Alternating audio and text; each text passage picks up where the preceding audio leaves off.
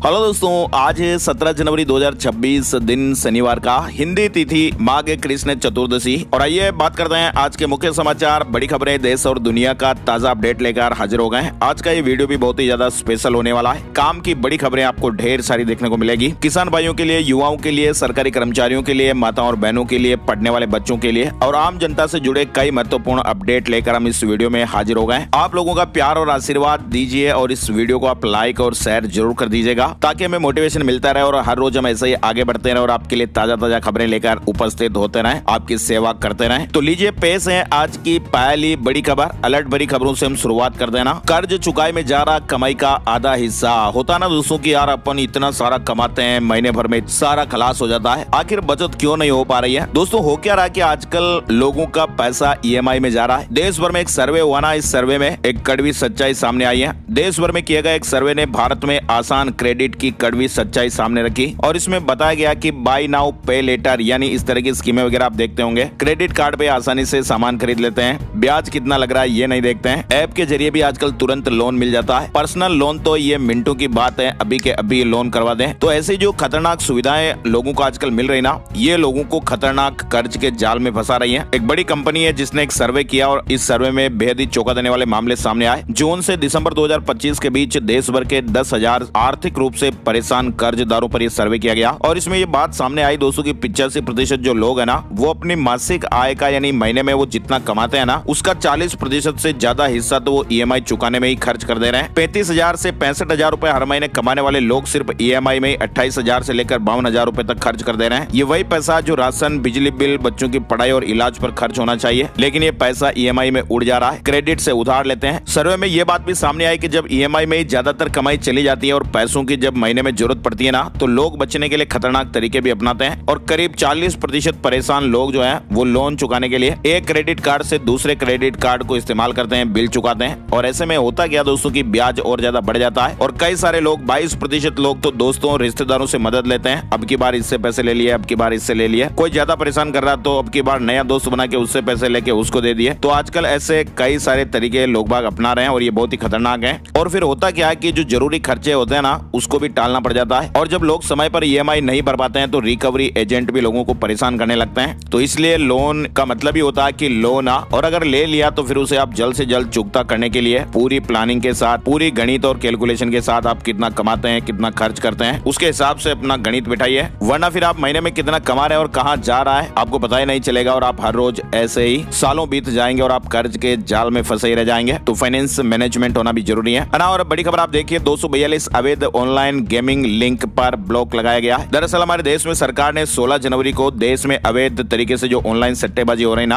और जुए से जुड़ी हुई 242 वेबसाइट के लिंक को ब्लॉक करने के आदेश दिए। ऑनलाइन गेमिंग एक्ट बनने के बाद ये सरकार की अब तक की सबसे बड़ी कार्रवाई हुई। आजकल युवा किस तरह से ऑनलाइन गेमिंग में पैसे गंवा रहे हैं, समय बर्बाद कर रहे हैं, तो इसीलिए सरकार ने अब तक 7,800 से ज्यादा अवैध सट्टेबाजी और जुआ वेबसाइटों को बंद किया है। अगस्त में ऑनलाइन गेमिंग कानून भी बना था, आपको पता ही होगा। और किस तरह से बड़े बड़े जो ऐप है, आजकल तो कई सारे लोग हैं जिनको ये भी पता नहीं चलता है कि कौन सा आईपीएल हो रहा है, कौन सा मैच कहाँ हो रहा है, क्योंकि वो पहले तो टीमें वगैरह लगाते थे ना, तो वो सब ध्यान रखते थे कौन सा मैच आ रहा है, कब चल रहा है, कौन सा खिलाड़ी ये बढ़िया चल रहा है, वो नहीं चल रहा है, तो मैच में पैसे गंवा देते थे। तो वो जमाने भी अब चले गए, टीमें वगैरह लगाने का जमाना अब चला गया। फिलहाल आप देखिए टोल प्लाजा पर दोस्तों 1 अप्रैल से कैशलेस की सुविधाएं यानी नकद भुगतान बिल्कुल बंद कर दिया जाएगा। सिर्फ फास्टैग या फिर यूपीआई से टैक्स लिया जाएगा। अभी 25 टोल प्लाजा पर इस तरह की ट्रायल शुरू हो गई है और बताया जा रहा है कि 1 अप्रैल से देश के सभी टोल प्लाजा कैशलेस हो जाएंगे। केवल फास्टैग और यूपीआई पेमेंट का ही इस्तेमाल करना पड़ेगा। चलिए इसके अलावा एक बड़ी खबर आ रही है, सोने चांदी तो महंगे हो ही रहे हैं, आगे आपको अपडेट बताएंगे, भाव भी बताएंगे, लेकिन इसी बीच आप देखिए सोने चांदी के कारण शक्तिवर्धक दवाइयां भी 7,000 रुपए तक महंगी हो गई। और तो और आप देखिए डायबिटीज की दवा के भी 1,100 रुपए बढ़ गए। सर्दियों की संजीवनी च्यवनप्राश भी काफी महंगा हो गया है। एक साल में सोने की कीमतें 75% बढ़ गई और चांदी की 167% कीमतें बढ़ गई हैं। तो ऐसे में आप देखिए महंगाई किस तरह से बढ़ती जा रही है। फिलहाल आप देखिए कस्टम विभाग की नौकरी छोड़कर सन्यासी बन गई। माघ मेले में आई कृष्णा माता,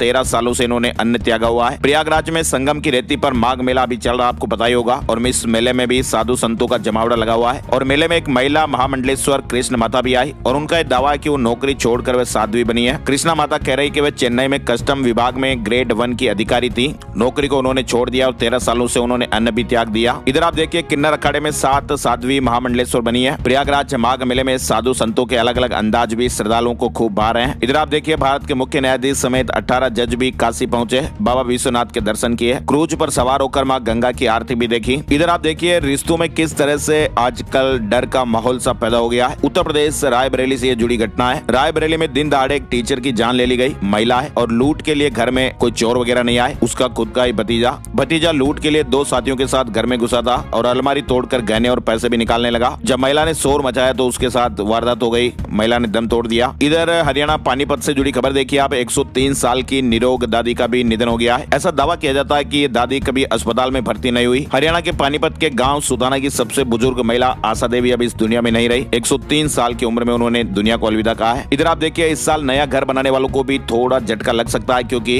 2026 में सीमेंट के दाम बढ़ सकते हैं। अभी हाल ही में कुछ ऐसी रिसर्च रिपोर्टें वगैरह आई है, उसमें ऐसा दावा किया गया है। इधर भारत ने तीसरी बार एक एडवाइजरी जारी की है। ईरान में बिगड़ती सुरक्षा स्थितियों को देखते हुए भारत सरकार ने वहां पर रह रहे करीब 9000 भारतीय नागरिकों की सुरक्षा पर चिंता जताई है और विदेश मंत्रालय ने नागरिकों को जल्द से जल्द वहां ईरान देश छोड़ने की सलाह दी। कहा कि सरकार भी हालात पर नजर रखे हुए है। विदेश मंत्रालय ने कहा कि ईरान में करीब 9000 भारतीय फंसे हुए हैं और स्थितियों पर सरकार की कड़ी नजर है। बड़ी खबर दोस्तों रेलवे में पार्सल वगैरह को लेकर भी आ रही है। कल वाले वीडियो में भी हमने आपको बताया था। उत्तर रेलवे ने गणतंत्र दिवस पर सुरक्षा व्यवस्थाओं को ध्यान में रखते हुए दिल्ली क्षेत्र में पार्सल यातायात पर अस्थायी प्रतिबंध लगा दिया है। ये प्रतिबंध 23 से 26 जनवरी तक लागू रहेगा, यानी दिल्ली के सभी रेलवे स्टेशन पर सभी प्रकार के पार्सल लेन देन पर रोक रहेगी। हालांकि इस अवधि में पार्सल गोदाम और प्लेटफॉर्म पार्सल पैकेजिंग या पैकिंग से मुक्त रहेंगे। इधर फरवरी में सिम बाइंडिंग का नियम भी लागू होने वाला है। अगर आप व्हाट्सएप, टेलीग्राम या सिग्नल जैसे मैसेजिंग ऐप जो है ना वो बिना सिम कार्ड डाले या फिर एक से ज्यादा डिवाइस में इस्तेमाल करते हैं ना, तो आप फिर मुश्किल में पड़ सकते हैं, क्योंकि दोस्तों ये तरीका जो है ना वो पूरी तरह से बदलने वाला है। दरअसल नवंबर 2025 में सरकार ने कंपनियों को सिम बाइंडिंग के निर्देश दिए थे और इसकी डेडलाइन अब खत्म होने वाली है। 90 दिन का समय दिया गया था और ये फरवरी 2026 में पूरा हो जाएगा। अगर सरकार की ओर से कोई नया अपडेट नहीं आता ना, तो 15 दिन बाद ऐसे व्हाट्सएप अकाउंट फोन पर नहीं चल पाएंगे जिनका रजिस्टर्ड सिम उस फोन में मौजूद नहीं है। बड़ी खबर आ रही है होशियार विद्यार्थियों के लिए। जी हाँ, सुप्रीम कोर्ट ने शुक्रवार को स्पष्ट किया कि आरक्षित वर्ग के वे अभ्यर्थी जो सामान्य श्रेणी की कट ऑफ से अधिक अंक प्राप्त करते हैं उन्हें अनारक्षित यानी जनरल सीटों पर समायोजित किया जाना अनिवार्य है। शीर्ष अदालत ने इसे स्थापित कानूनी सिद्धांत बताते हुए कहा कि मेरिट के आधार पर बेहतर प्रदर्शन करने वाले अनुसूचित जाति, अनुसूचित जनजाति और अन्य पिछड़ा वर्ग के उम्मीदवारों को सामान्य श्रेणी का ये अभ्यर्थी माना जाएगा, यानी सामान्य कट ऑफ से अधिक अंक पाने वाले आरक्षित वर्ग के अभ्यर्थी अनारक्षित सीट पर माने जाएंगे। कोर्ट ने साफ कहा कि जो अनारक्षित श्रेणी है ना वो किसी वर्ग का कोटा नहीं है, वो सभी के लिए खुला मेरिट आधारित एक पूल है। बड़ी खबर आपको बताते हैं महाराष्ट्र के नगर निगम चुनाव में बीजेपी गठबंधन एक तरफा जीत की ओर है। रुझानों में 29 नगर निगमों में से 25 में बीजेपी गठबंधन को बढ़त है। राज्य चुनाव आयुक्त के मुताबिक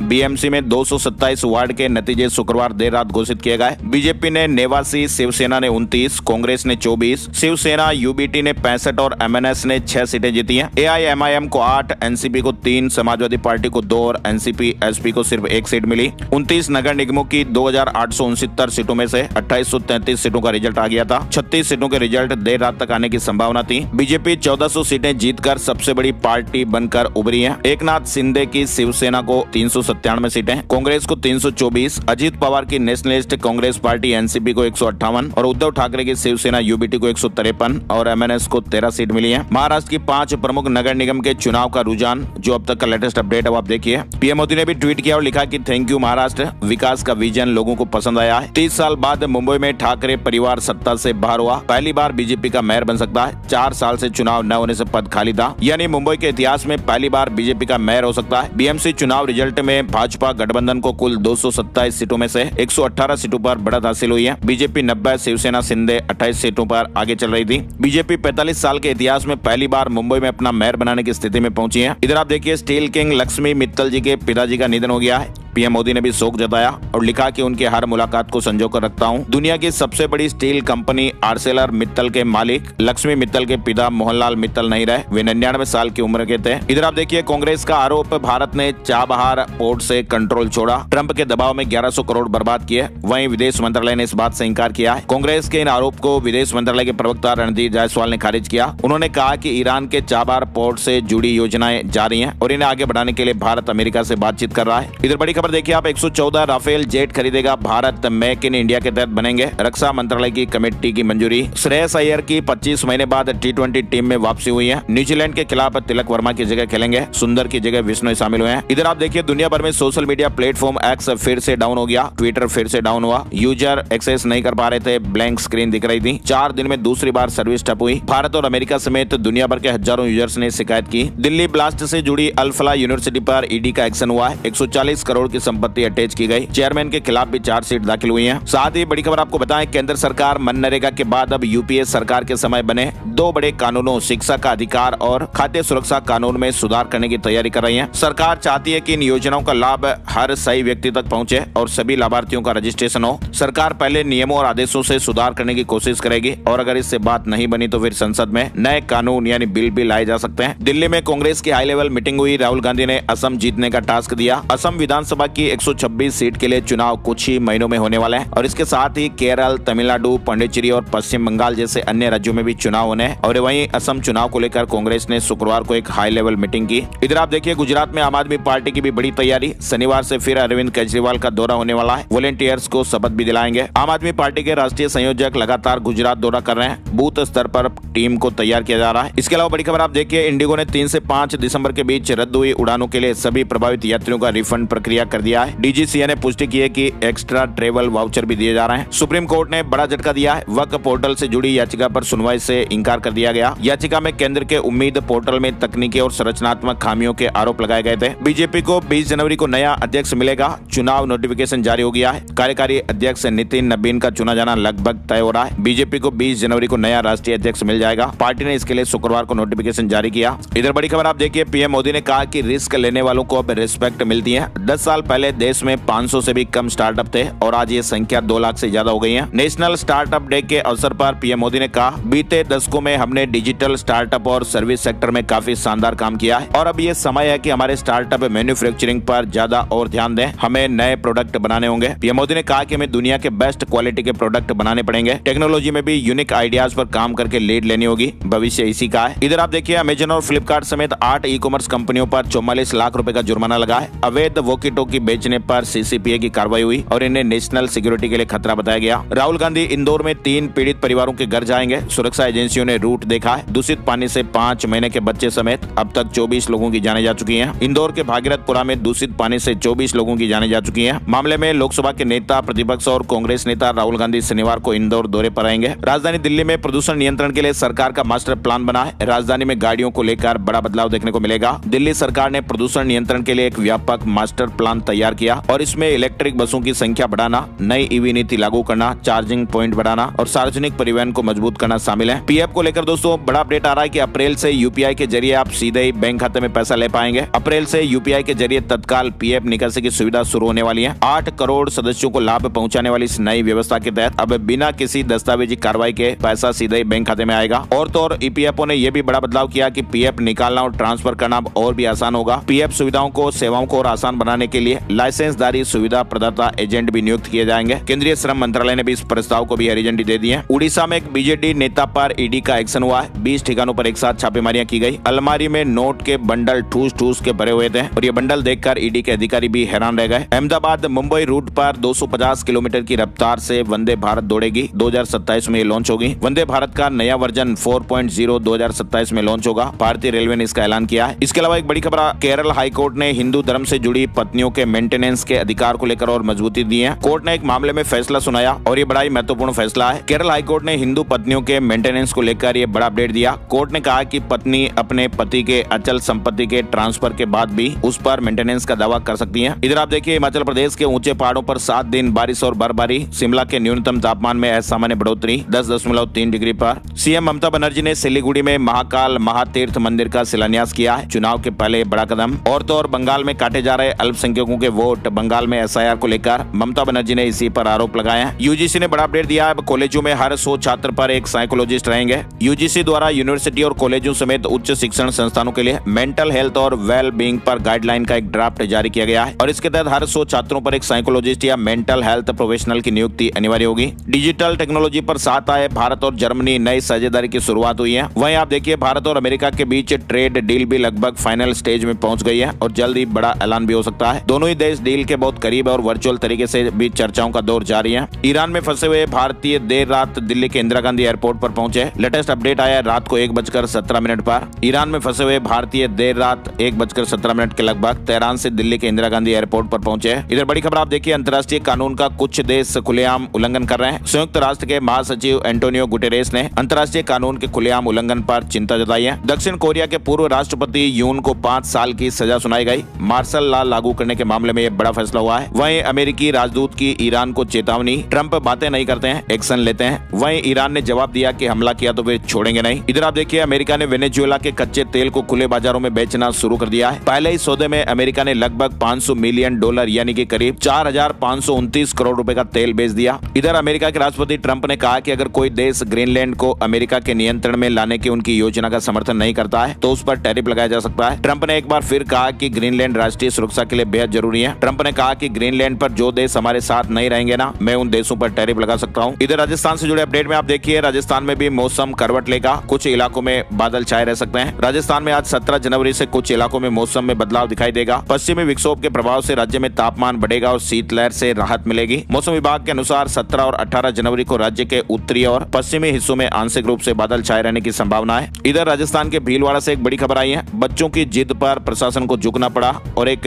ट्रांसफर किए गए लेक्चरर को दोबारा लगाया गया। टीचर के समझाने के बाद 5 दिन बाद स्टूडेंट ने धरना खत्म किया। लेक्चरर को फिर से डेपुटेशन पर उसी स्कूल में लगाया गया है। इधर आप देखिए, प्रिंसिपल और वाइस प्रिंसिपल के ट्रांसफर और पोस्टिंग पर रोक लग गई है। राजस्थान में हाईकोर्ट ने कहा कि असंतोष से बचने के लिए एक कदम जरूरी है। 27 जनवरी को अगली सुनवाई होगी। राजस्थान हाईकोर्ट ने शिक्षा विभाग में प्रिंसिपल और वाइस प्रिंसिपल पदों पर पदोन्नति से जुड़े मामले में यह महत्वपूर्ण आदेश दिया। साथ ही राजस्थान में आप देखिए, एसआईआर में दावे और आपत्तियां लेने की तारीख 19 जनवरी तक बढ़ाई गई है। राजस्थान में कर्मचारी चयन बोर्ड ने राजस्थान ग्रेड 4 भर्ती परीक्षा का परिणाम जारी कर दिया है। राजस्थान में कर्मचारी चयन बोर्ड ने 4th श्रेणी कर्मचारी भर्ती परीक्षा का रिजल्ट शुक्रवार को जारी कर दिया। इस भर्ती के जरिए 53,749 पदों पर नियुक्ति की जाएगी। श्रेणीवार कट ऑफ जारी की गई है। विस्तृत परिणाम जल्दी उपलब्ध होगा। साथ ही सुप्रीम कोर्ट ने आरपीएससी के पक्ष को सही माना है। कहा कि वेटिंग लिस्ट के आधार पर नियुक्ति का अधिकार नहीं होता है। हाई कोर्ट के आदेश को रद्द कर दिया गया। सुप्रीम कोर्ट ने कहा कि राजस्थान सेवा नियमों के अंतर्गत जो वेटिंग लिस्ट होती है उसकी वैधता मुख्य सूची भेजे जाने की डेट से केवल 6 महीने के लिए होती है और इस अवधि के समाप्त होने के बाद वो सूची निष्प्रभावी हो जाती है। वेटिंग लिस्ट को लेकर सुप्रीम कोर्ट ने बड़ा ऐतिहासिक निर्णय दिया। प्रोबेशन में पूरा वेतन दिलाने की मुहिम तेज। डिप्टी सीएम दिया कुमारी ने मामले के परीक्षण और उचित कार्रवाई का आश्वासन दिया। साथ ही राजस्थान में हाई कोर्ट में एसआई भर्ती परीक्षा 2021 पर सुनवाई के दौरान याचिकाकर्ता असफल अभ्यर्थियों की ओर से भी पक्ष रखा गया। ताजा अपडेट आ रहा है कि एसआई भर्ती परीक्षा पेपर लीक के आरोपी विदेश भाग गए। हाई कोर्ट में याचिकाकर्ताओं ने तर्क दिया कि आरपीएससी ने परीक्षा केंद्रों की वीडियोग्राफी नहीं करवाई। इधर आपको बताएं, राजस्थान में शिक्षक भर्ती परीक्षा आज से शुरू हो रही है। राजस्थान के सरकारी स्कूलों में टीचर बनने का सपना देखने वाले युवाओं की अग्नि परीक्षा आज शनिवार से शुरू हो रही है। पूरे राजस्थान प्रदेश में 17 जनवरी से 20 जनवरी तक 7 पारियों में शिक्षक भर्ती परीक्षा का आयोजन होगा। इसमें लेवल 1 और लेवल 2 के 7,759 पदों के लिए प्रदेश भर में 9,54,000 अभ्यर्थियों ने रजिस्ट्रेशन करवाया है। भर्ती परीक्षा में शामिल होने वाले अभ्यर्थी राजस्थान के किसी भी शहर में फ्री में रोडवेज बसों में सफर कर पाएंगे। अजमेर में 6.5 करोड़ रुपए से तैयार होगी हाईटेक लाइब्रेरी। फ्री वाईफाई की सुविधा और एसी तक की सुविधाएं मिलेगी। राजस्थान में किसान भाई हैं जो 15 साल से पुदीने की खेती कर रहे हैं और सालाना 60 लाख रुपए तक की कमाई हो रही है। 13 साल नौकरी के बाद उन्होंने खेती का मन बनाया था। 20 बीघा से उन्होंने 2.5 बीघा तक खेती का दायरा बढ़ाया। 15 साल से वो पुदीने की खेती कर रहे हैं। 150 बीघा में उत्पादन करते हैं। कोटा के रामगंज मंडी में पंडित धीरेन्द्र शास्त्री कथा करेंगे। 23 से 25 जनवरी तक ट्रैफिक डाइवर्ट रहेगा। इसके अलावा देखिए, राजस्थान हाईकोर्ट की जोधपुर मुख्य पीठ ने एक महत्वपूर्ण फैसला सुनाते हुए स्पष्ट किया कि यदि किसी व्यक्ति ने नाबालिग रहते हुए कोई अपराध किया था ना, तो उसके आधार पर उसे सरकारी नौकरी से बर्खास्त नहीं किया जा सकता है। सफाई कर्मी की जो बर्खास्तगी है वो रद्द कर दी गई और उसे नौकरी पर रखा जाएगा। मध्य प्रदेश से बड़ी खबर आप देखिए, मुख्यमंत्री जी ने कहा कि हनुमान की तरह असंभव काम करते हैं पंचायत सचिव। भोपाल में कई बड़ी घोषणाएं भी की। मुख्यमंत्री जी ने बड़ी घोषणाएं की है। पंचायत सचिवों की सेवानिवृत्ति आयु अब 62 साल होगी। 13 सितंबर 2023 से 7वें वेतनमान के आदेश भी जारी किए जा चुके हैं। पंचायत सचिवों को 1300 रुपए का विशेष भत्ता भी दिया जाएगा। सचिव की जान चले जाने के बाद 1.5 लाख रुपए की अनुग्रह राशि 10 किस्तों में वापस लेने का नियम समाप्त किया जाएगा। अब ये राशि वापस नहीं ली जाएगी। सिविलियन के लिए कमेटी बनाई जाएगी जिसके परिणाम भी जल्द ही आएंगे। मध्य प्रदेश में मुख्यमंत्री जी ने बड़ी घोषणाएं की है। साथ ही लाडली बहनों के बैंक खातों में 1836 करोड़ रुपए भी ट्रांसफर किए गए। महिलाओं को गैस रिफिलिंग करने के लिए 90 करोड़ भी दिए गए। मध्य प्रदेश में शुक्रवार को लाडली बहनों के बैंक खातों में 1836 करोड़ रुपए की राशि भी ट्रांसफर हो गई है। 32वीं किस्त की राशि ट्रांसफर की गई। इसके अलावा देखिए आप मध्य प्रदेश में तकनीकी शिक्षा और कौशल विकास क्षेत्र में एक बड़ी भर्ती निकली है। ITI प्रशिक्षण अधिकारियों के 1100 से अधिक पदों पर भर्ती का मौका। ये वैकेंसी मध्य प्रदेश कर्मचारी चयन मंडल ने निकाली है। इसके अलावा आप देखिए मध्य प्रदेश से एक और बड़ी खुश खबर है। मध्य प्रदेश में अब बिना हाथ वाले लोगों के लिए सरकार इलेक्ट्रिक हैंड लगवाएगी, जिससे ऐसे लोग भी खाना, लिखना, डिजाइनिंग और वस्तुओं को पकड़ने जैसे दैनिक कार्य आसानी से कर पाएंगे। और इसके लिए मध्य प्रदेश के सभी जिला अस्पतालों से लेकर स्वास्थ्य केंद्रों और डिस्पेंसरी तक के स्टाफ को भी आदेश जारी किए गए। जरूरतमंद लोगों की पहचान करें और उनका आधार कार्ड की फोटोकॉपी और मरीज की फोटोकॉपी के साथ रजिस्ट्रेशन करें। 26 और 27 जनवरी को मेगा कैंप भी आयोजित होगा। इसके अलावा मध्य प्रदेश के भिंड में अतिथि विद्वान बनने के लिए फर्जी सर्टिफिकेट लगाया गया। कोर्ट ने महिला को 3 साल की सजा सुनाई है। साथ ही मध्य प्रदेश हाईकोर्ट की इंदौर बेंच ने आरक्षण से जुड़े एक महत्वपूर्ण मामले में महिलाओं के पक्ष में स्पष्ट रुख अपनाया है। अदालत ने साफ साफ कहा कि शादी के बाद किसी अन्य राज्य से मध्य प्रदेश में आकर स्थायी रूप से निवास करने वाली महिलाओं को आरक्षण का लाभ देने से इंकार नहीं किया जा सकता, यदि उनकी जाति या समुदाय दोनों राज्यों में एक ही आरक्षित श्रेणी में आता हो। उज्जैन में पहली बार हर्बल वन मेला लगेगा। 5 दिवसीय वन मेला 12 से 16 फरवरी तक दशहरा मैदान में आयोजित होगा। इधर आप देखिए मध्य प्रदेश में वन विभाग ने गजट नोटिफिकेशन जारी किया है। नीलगिरी समेत 5 तरह के पेड़ों के परिवहन के लिए मंजूरी जरूरी नहीं होगी, जिसमें नीलगिरी, केसुरीना, पोपलर, सुबबुल और विलायती बबूल शामिल है। यानी अब इन पेड़ों की लकड़ी समेत अन्य उत्पादों को एक स्थान से दूसरे स्थान पर परिवहन के लिए वन विभाग से ट्रांसपोर्ट परमिट लेने की जरूरत नहीं होगी। मध्य प्रदेश सरकार लाएगी अपनी AI पॉलिसी। AI पार्टनरशिप को लेकर 6 बड़े संस्थानों के साथ MOU साइन किए गए। इधर आप देखिए हाईकोर्ट बार एसोसिएशन चुनाव छत्तीसगढ़ से जुड़ी खबर है। 12 फरवरी को मतदान होगा। छत्तीसगढ़ में शादी का रजिस्ट्रेशन जरूरी, 7 दिन में बनेगा मैरिज सर्टिफिकेट। छत्तीसगढ़ में विवाह का पंजीयन अनिवार्य कर दिया गया है। राज्य सरकार के विधि विधायी कार्य विभाग ने इस संबंध में राजपत्र में अधिसूचना जारी कर दी है। आदेश के मुताबिक जिन दंपति का विवाह 29 जनवरी 2016 के बाद हुआ है, उन्हें निर्धारित समय सीमा के अंदर अनिवार्य रूप से विवाह सर्टिफिकेट बनाना है, विवाह के लिए पंजीयन कराना है। उत्तर प्रदेश से जुड़े महत्वपूर्ण अपडेट में आप देखिए खुशखबरी। 18 जनवरी को 2 लाख से अधिक लोगों के बैंक खातों में 1 लाख रुपए की राशि आएगी। सीएम योगी आदित्यनाथ ने बड़ा ऐलान किया है। मुख्यमंत्री योगी आदित्यनाथ 18 जनवरी को प्रधानमंत्री आवास योजना शहरी के तहत 2 लाख से अधिक लाभार्थियों के बैंक खातों में 1-1 लाख रुपए की पहली किस्त DBT के माध्यम से भेजेंगे। लखनऊ के इंदिरा गांधी प्रतिष्ठान में मुख्य आयोजन होगा। उत्तर प्रदेश में परिवहन विभाग का बड़ा फरमान भी आप देखिए। 1 गलती और 1000 का जुर्माना प्लस 3 महीने के लिए लाइसेंस रद्द हो जाएगा। गोरखपुर में भी अब नई मोटरसाइकिल खरीदने पर 2 ISI प्रमाणित हेलमेट अनिवार्य होंगे। यूपी बोर्ड प्रैक्टिकल एग्जाम 2026 से जुड़ी खबर है। इंटरमीडिएट प्रायोगिक परीक्षा के छात्र छात्राओं के अनुक्रमांक रोल नंबर जारी हो गए। यूपी बोर्ड की इंटरमीडिएट प्रायोगिक परीक्षाएं 24 जनवरी से 2 चरणों में होगी। यूपी में मिनरल वाटर बनाने वाली 164 यूनिटों के फूड लाइसेंस सस्पेंड कर दिए गए। FSDA ने 522 प्रोसेसिंग यूनिट का निरीक्षण किया। साथ ही आप देखिए यूपी स्टेट कोऑपरेटिव बैंक की गोंडा शाखा में 21 करोड़ रुपए के घोटाले के आरोप में मुख्य प्रबंधक समेत 4 कर्मचारियों को बर्खास्त करने की तैयारी हो गई है। एक जांच टीम गठित की गई है जो आरोपियों को आरोप पत्र देगी और जवाब के बाद फिर बर्खास्तगी की प्रक्रिया आगे बढ़ाई जाएगी। आरोपियों से रिकवरी के लिए उनकी संपत्तियों की कुर्की भी की जाएगी। चलिए बड़ी खबर आप यूपी से एक और देखिए। आपत्तिजनक पोस्ट पर हर्षा रिछारिया की चेतावनी, कहा कि अब बर्दाश्त नहीं करूंगी, मौनी अमावस्या के बाद कोर्ट में देखूंगी।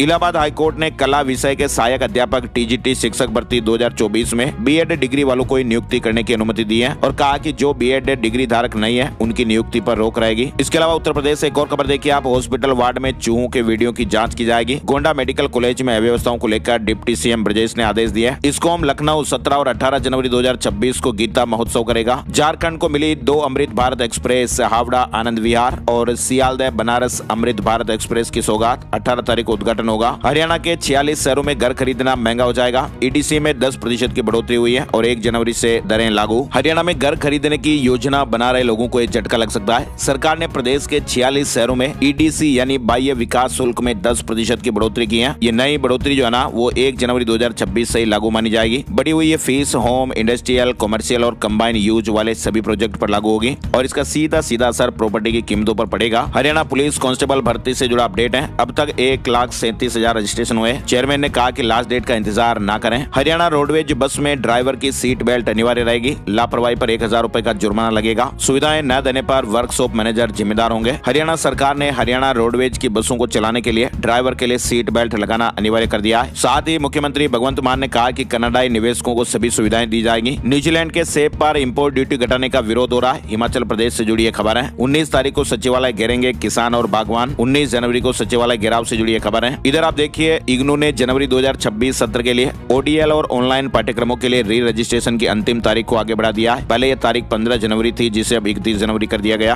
IBPS, PO, SO समेत कई परीक्षाओं की तारीखें जारी हो गई हैं। 22 अगस्त से एग्जाम होंगे। बैंकिंग एग्जाम से जुड़ा महत्वपूर्ण अपडेट है। नाबार्ड में विकास सहायक की भर्ती 162 रिक्तियां भरी जाएगी। नोटिस जारी हो चुका है। बैंक ऑफ महाराष्ट्र में 600 पदों पर भर्ती के लिए आवेदन शुरू हो गए। RBI में भी 572 वैकेंसी है। RBI यानी रिजर्व बैंक ऑफ इंडिया में ऑफिस अटेंडेंट के पदों पर भर्ती का मौका। रिलायंस इंडस्ट्रीज का मुनाफा 1% बढ़कर 18,645 करोड़ रुपए हुआ है। विप्रो को 3,119 करोड़ का मुनाफा हुआ, सालाना 7% गिरा। जियो फाइनेंस को तीसरी तिमाही में 269 करोड़ का मुनाफा हुआ है, सालाना आधार पर 9% घटा है। इसके अलावा देखिए आप 1 फरवरी को रविवार है, लेकिन फिर भी शेयर बाजार खुलेगा। 2026 का बजट आएगा। BSE और NSE का यह फैसला कि सुबह 9:15 से दोपहर 3:30 बजे तक ट्रेडिंग होगी। हर साल की तरह इस बार भी 1 फरवरी को देश का आम बजट पेश किया जाएगा। शेयर मार्केट न्यूज अपडेट में आपको बताएं, सेंसेक्स 187 अंक चढ़कर 83,570 पर बंद हुआ है। निफ्टी में 28 अंकों की बढ़ोतरी रही और ये 25,694 के स्तर पर बंद हुआ। सोने चांदी के भाव आपको बताएं, चांदी के दामों में लगातार तेजी देखी गई। चांदी की कीमत 4,378 रुपए बढ़कर 2,81,890 रुपए प्रति किलो के ऑल टाइम हाई पर पहुंच गई। आपको बताएं चांदी दोस्तों 4 दिन में 40,000 रुपए महंगी हो चुकी है। सोने के दाम भी तेजी के बाद गिरावट में रहे। 10 ग्राम 24 कैरेट सोने के भाव 422 रुपए गिरकर 1,41,593 रुपए पर रहे। और अब चलते चलते एक नजर आज का राशिफल। आज 17 जनवरी शनिवार को वृष राशि वालों के प्रॉपर्टी के कामों में प्रगति होगी। सिंह राशि वालों की प्रॉपर्टी के काम आगे बढ़ेंगे। कन्या राशि वालों की नौकरी में तरक्की के योग बन रहे हैं। धनु राशि वालों का रुका हुआ काम बनेगा। मकर राशि वालों की कोई बड़ी डील आज फाइनल हो सकती है और प्रॉफिट में रहेंगे। मीन राशि के लोगों को मार्केटिंग से फायदा मिल सकता है और इसके अलावा जो बाकी राशियां ना उनके लिए सामान्य दिन रहेगा। आज के मुख्य समाचार के वीडियो में फिलहाल बस इतनी खबरें। वीडियो को आपने बहुत ही प्यार से देखा, इसके लिए आपका बहुत बहुत शुक्रिया और धन्यवाद। वीडियो को आप लाइक और शेयर जरूर कीजिएगा और आज के वीडियो में आपको कौन सी खबर सबसे ज्यादा अच्छी लगी कमेंट करके जरूर बताइएगा। एक नए वीडियो में नई जानकारी के साथ फिर मिलते हैं, तब तक के लिए